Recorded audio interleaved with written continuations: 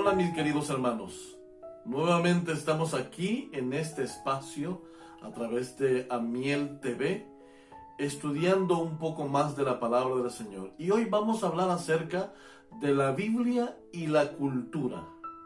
Cómo la cultura influye en el relato de la Biblia. Cómo es que podemos entender la Biblia a pesar de la cultura. Y quiero comenzar teniendo una palabra de oración con ustedes. Oremos. Nuestro buen Dios y Padre Celestial, te damos muchas gracias en esta hora, porque tú nos das el privilegio de estudiar tu palabra día a día. Señor, estamos tocando temas muy importantes con respecto a la vida cotidiana y cómo el mundo que nos rodea influye de una o de otra manera con respecto a lo que nosotros creemos de la Biblia.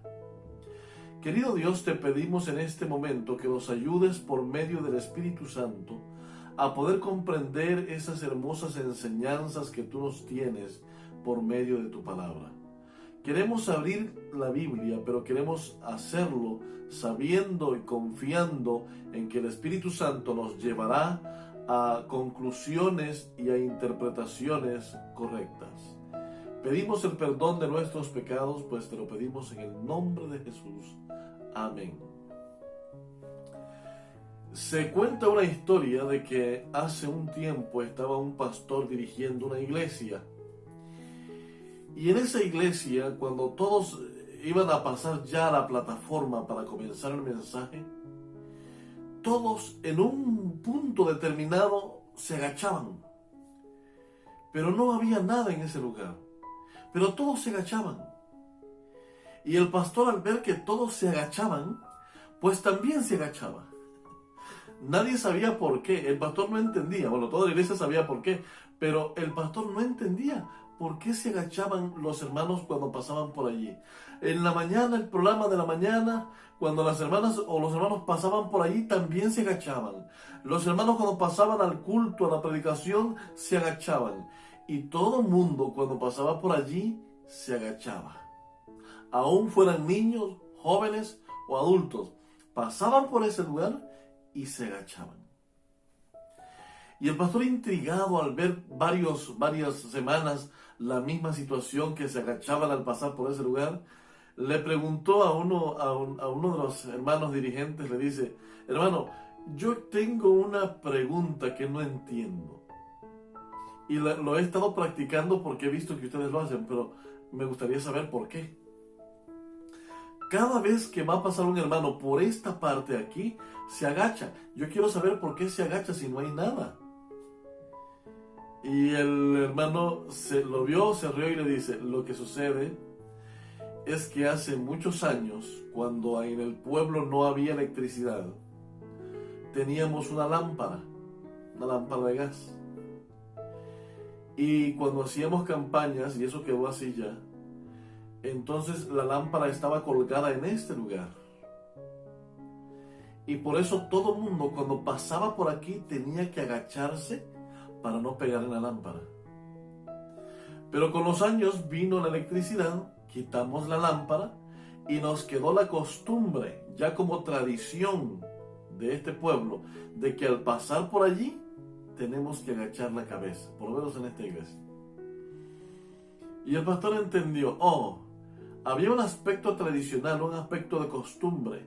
La cultura de ese grupo de personas tenía algo que muchas generaciones a lo mejor después no lo van a saber, pero van a tener que agacharse al pasar por ese lugar.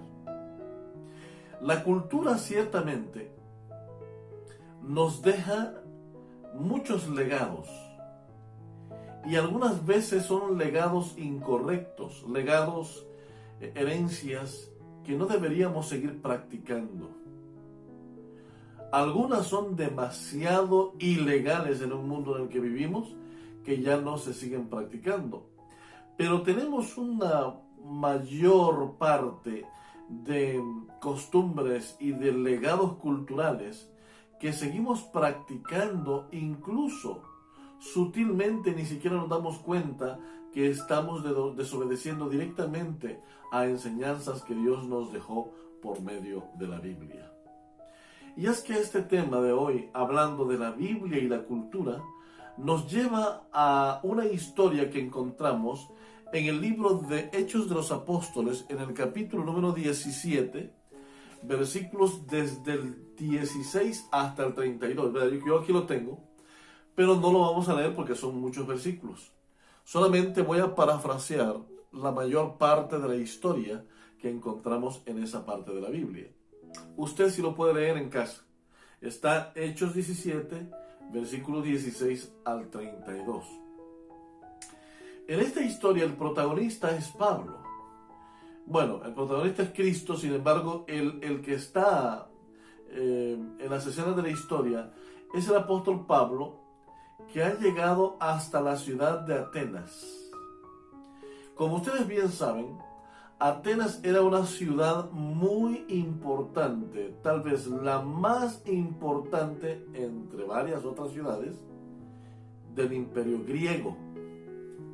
Es decir, que Atenas era la capital del imperio griego.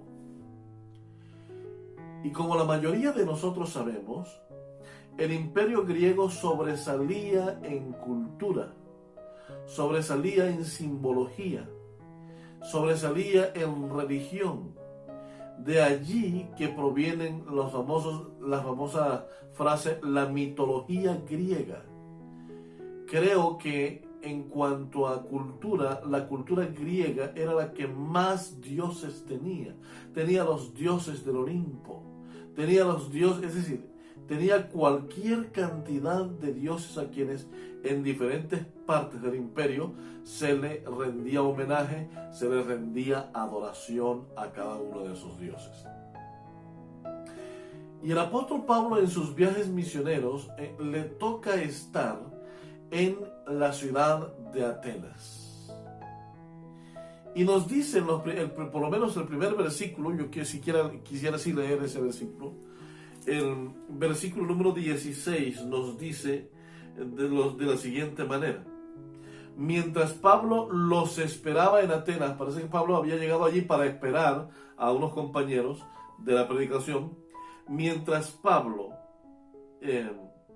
esperaba, claro, era Timoteo, en Atenas, su espíritu, oigan esto, se enardecía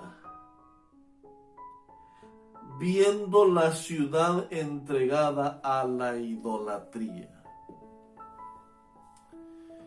Qué interesante esta situación. El apóstol Pablo está viendo cómo la ciudad se hunde día a día en la idolatría.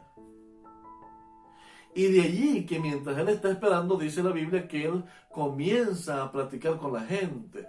Iba a la sinagoga y hablaba con los de la sinagoga. Se iba a las plazas y hablaba filosofando con los grandes filósofos que se reunían en los teatros para poder filosofar. Y Pablo llegaba allí y hablaba con los grandes filósofos. Hablaba con los grandes sabios de la ciudad. Y muchos de ellos quedaban impactados por la enseñanza que Pablo hacía sobre la existencia de un Dios diferente. Básicamente el apóstol Pablo comienza a predicarles a los atenienses de un Dios no conocido. Había una inscripción en la ciudad que se llamaba el Dios no conocido. Sin embargo, el apóstol Pablo comienza a hablarles de ese Dios no conocido, del que no tenía ninguna escultura, pero que no hacía falta, porque ese Dios no conocido, a pesar que no tenía esculturas, no necesitaba esculturas, allí estaba en medio de ellos. Y comienza a predicarles acerca de la muerte de Cristo, de la resurrección de Cristo, y al final de este relato encontramos que algunas personas, la mayoría de las personas se burlaban del apóstol Pablo y de sus nuevas enseñanzas. Pero hubo algunos, por ejemplo Dionisio, creyó en el evangelio del apóstol Pablo. Hubo una mujer también llamada Damaris y muchos otros que creyeron en el evangelio que Pablo llevaba y les enseñaba. Es decir, que estamos viendo en este relato el comienzo de la primera iglesia cristiana en la ciudad de Atenas, que Pablo mismo es el que colabora con la iniciación de esta iglesia. Ahora, la cultura griega, si bien es cierto, fue muy influyente, inclusive en los primeros 4 siglos por lo menos de la iglesia cristiana. Eran realmente costumbres griegas que los romanos habían tomado para sí y que poco a poco fueron cristianizando, llenando el cristianismo de filosofía humana, llenando el cristianismo de dogmas, inclusive de algunas doctrinas que nunca figuraron como parte de la iglesia primitiva ni con los judíos, pero que fueron aceptadas dentro del cristianismo. Y por eso es que el cristianismo poco a poco, en los primeros 4 siglos, fue perdiendo esa pureza de la iglesia primitiva, del evangelio puro que el Señor Jesús había dejado a la iglesia apostólica. Y poco a poco, al pasar los siglos y los años, comenzó la iglesia a desviarse, creyendo en doctrinas paganas y cristianizándolas, hasta que finalmente se une al imperio, que era un imperio pagano, un imperio romano. Y la iglesia deja entonces de ser la iglesia pura y santa que Jesús había dejado. El tema de la cultura es interesante, mis queridos hermanos, porque muchas veces nos preguntamos, y son 2 preguntas muy válidas que tenemos que hacernos. La primera es, ¿está condicionada, la Biblia está condicionada culturalmente y por lo tanto solo es pertinente a esa cultura en lo que afirma? Es la primera pregunta. Es decir, ¿la Biblia está condicionada por alguna cultura? Hemos hablado de los griegos, pero podríamos hablar de los hebreos. Incluso hay algunas sugerencias y algunas declaraciones que yo me quedo impactado con algunos hermanos que dicen, no, es que esas cosas fueron escritas para los judíos. Por ejemplo, el tema con el día de reposo es un tema que es muy contradictorio en el mundo cristiano y se hace de enemigos y de personas no muy seguidoras precisamente por el tema del día de reposo. Hay un grupo de cristianos que dice que es todos los días que hay que adorar al Señor. Otro grupo de cristianos dice no, es el domingo, mayoritariamente el domingo.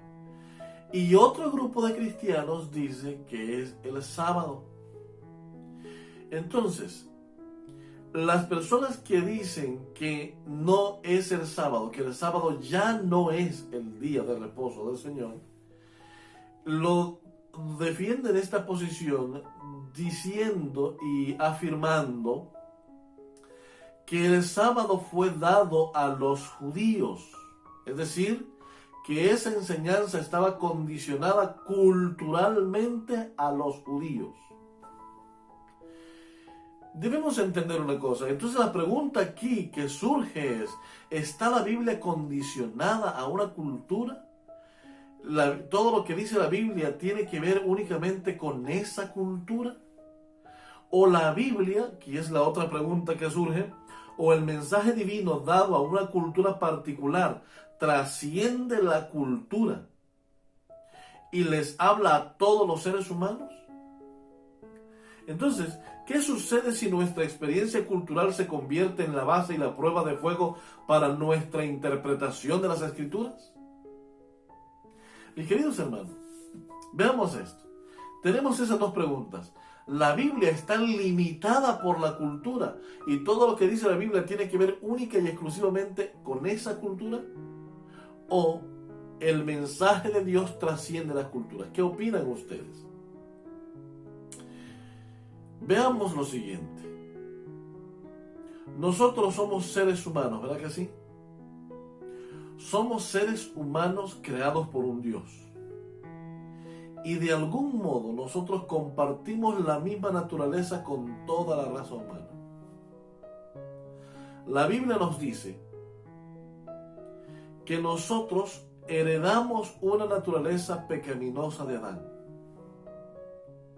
Por lo tanto, el plan original de Dios de poder ser perfectos y santos, no se completó o no prosiguió por mucho tiempo porque el pecado entró en el mundo.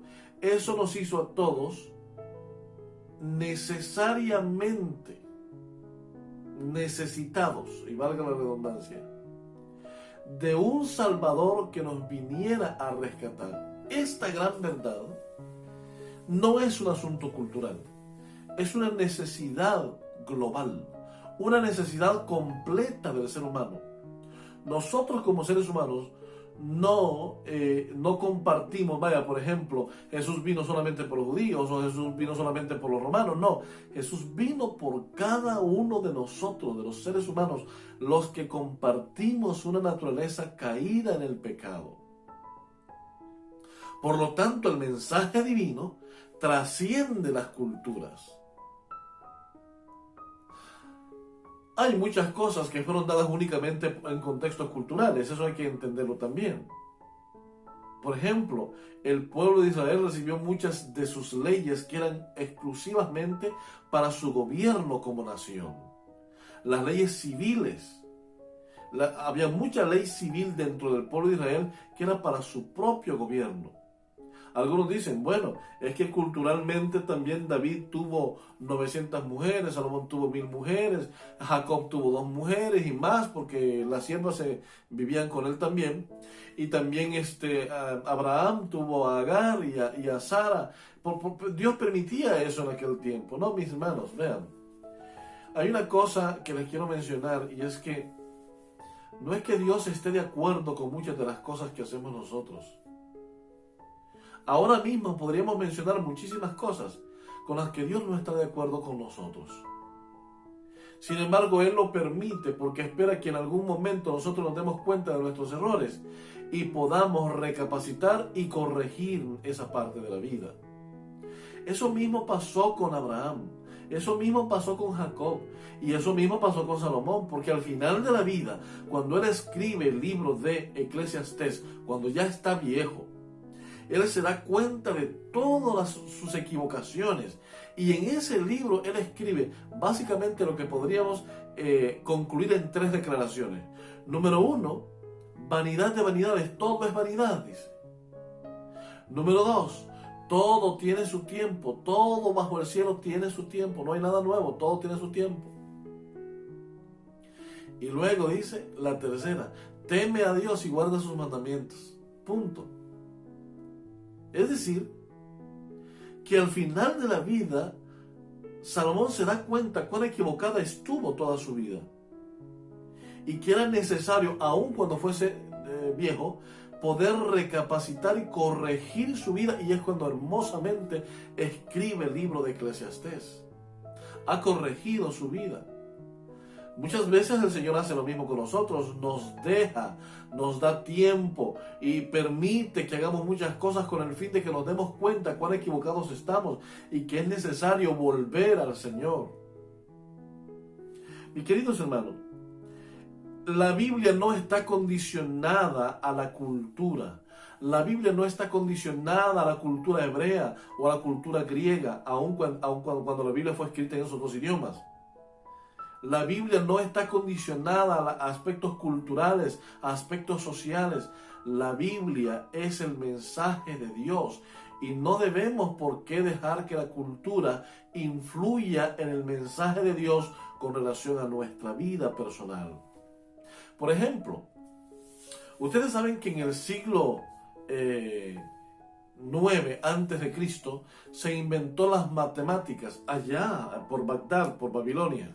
Sí, en esa época se inventaron las matemáticas. Les pregunto, el hecho de que las matemáticas se hayan inventado allí por Bagdad, donde era una ciudad y sigue siendo un país con diferencias culturales muy sustanciales al resto del mundo, significa que las matemáticas deben de regirse únicamente por lo que la cultura donde nació se diga. Definitivamente sabemos que eso no es así. Las matemáticas ahora es la ciencia más exacta que conocemos y está en todo el mundo y no es una ciencia que se deje influenciar por la cultura o por X cultura.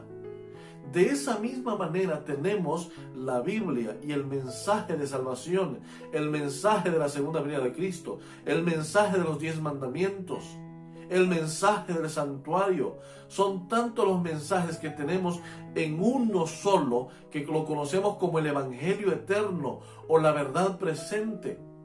Todo este mensaje de parte del Señor para sus hijos es completamente, es completo, es eterno y no está condicionado ni está limitado por la cultura. Por lo tanto, nosotros debemos de quitar ese pensamiento, esas ideas y esas prácticas culturales que lo único que nos hace es alejarnos de nuestro Dios. Mi querido hermano, yo te invito en esta hora para que tú puedas entender que hay un mensaje que trasciende la cultura, hay un mensaje que trasciende las costumbres y las tradiciones, y es el mensaje del Evangelio eterno, del Evangelio puro, de la obediencia a Cristo Jesús, de la salvación en Cristo por medio de su gracia. Solamente ese mensaje es el que está no limitado ni por la cultura ni por nada. Que el Señor nos bendiga en esta hora y nos ayude a comprender qué aspectos culturales debemos quitar de nuestra vida para aceptar con amor el mensaje de la salvación en Cristo Jesús.